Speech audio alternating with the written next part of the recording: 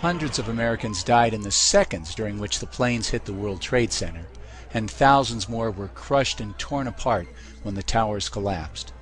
This included hundreds of heroic firemen, the fear showing in their faces, who went in anyway to try to rescue their fellow citizens. We should be outraged by this terrible loss from this terrible crime, and we need to demand justice. If we don't see to it that the guilty parties are punished, we're inviting them to kill us next time. So we have to demand justice. But we have to be careful. You can't just believe everything you hear. In fact, President Bush himself has very rightly warned us. Let us never tolerate outrageous conspiracy theories concerning the attacks of September the 11th. Malicious lies that attempt to shift the blame away from the terrorists themselves, away from the guilty. But to millions of proud Americans, it was the president's conspiracy theory about 19 amateur hijackers with box cutters, supposedly directed by some nut in a cave, somehow overcoming the most sophisticated air defense systems in the world, that seemed like an outrageous conspiracy theory to us.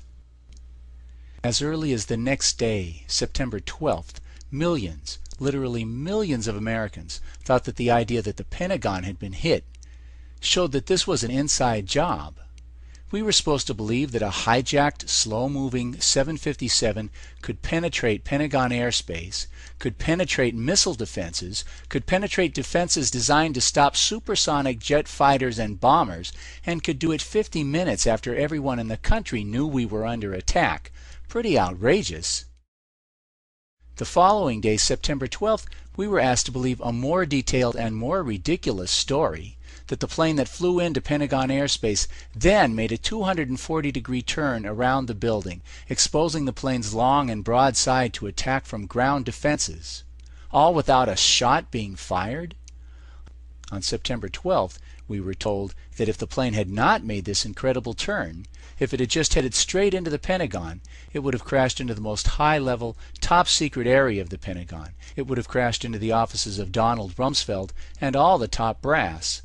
But instead of flying straight ahead, it made this ridiculous turn so that it crashed into an area that had been under construction for weeks before, into an area that had been specially reinforced during those weeks to make it more able to withstand just such an attack.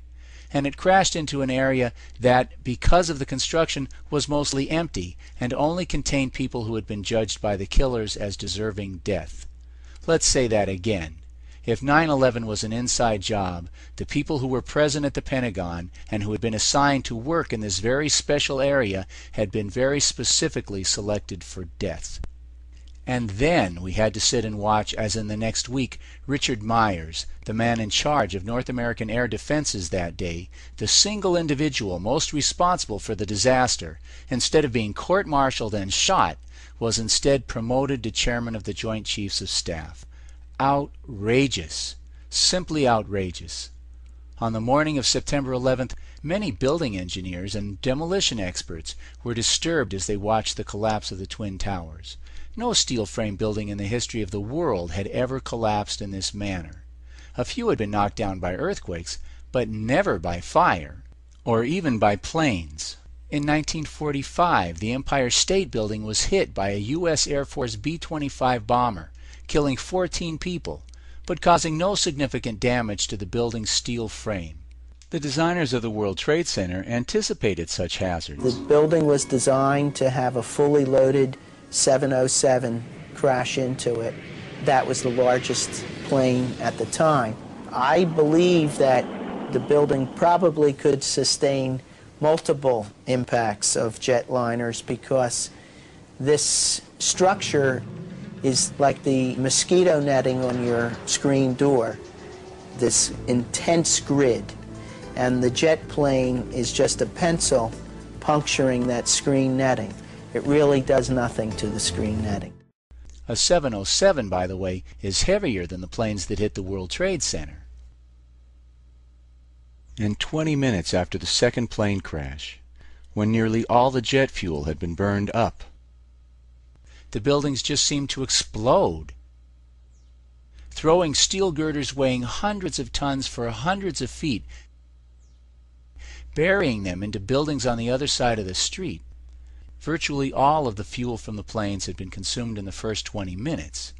Where did all this explosive force come from? But most of all, the engineers were disturbed by the apparent collapse of the enormously strong central core of the towers. An indestructible rectangle of 47 box beam columns made with 4-inch thick steel at the base, tied together with a tight net of more steel girders and trusses, making up the backbone of the World Trade Center. Even if the floors had pancaked around it, after the floors collapsed, we should have seen the central core standing tall, rising out of the smoke. And we do see parts of the core, for a moment, standing in the smoke, before they simply evaporate inexplicably. Buildings have pancaked in the past, but they looked like this, not like this. Why do we see no floors pancaked on top of each other? And so people began to look more closely at the video of the collapse, and they began to see more evidence that something else was going on, that the buildings had been taken down not by exploding planes, but by explosive charges planted in the building. In a professional demolition, you see what are called squibs, where the explosives occasionally vent their explosive force out the side of the building. And sure enough, when you look, you can see squibs going off all over.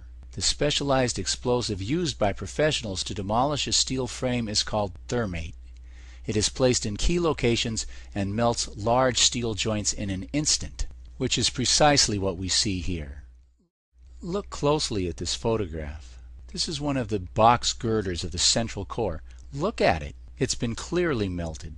Although jet fuel does not create anything near the heat necessary to melt steel, the physicists and engineers began to find evidence of large amounts of molten steel pouring out of the side of the building, pouring down into the basement, creating incredible temperatures, 1100 degrees at the top of the rubble pile 6 weeks later.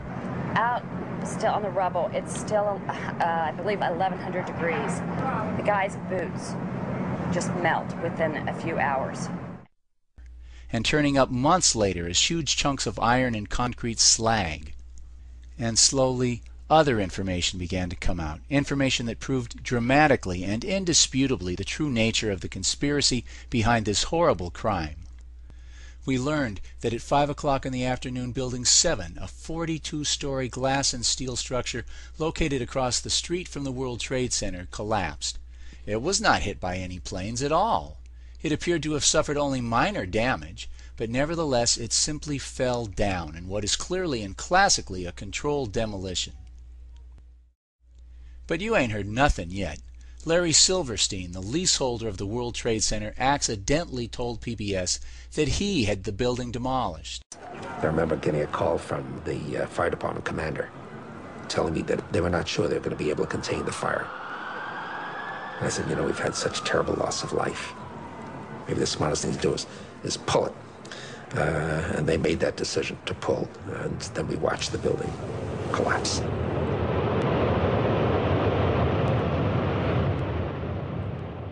Outrageous.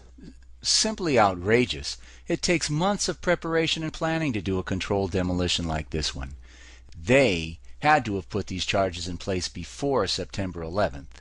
Larry Silverstein was kind enough to tell us that they demolished this building on September 11th. And they made that decision to pull, and then we watched the building. But who was they? collapse. And are we supposed to think that they didn't have explosive charges in place in the Twin Towers? Of course they did.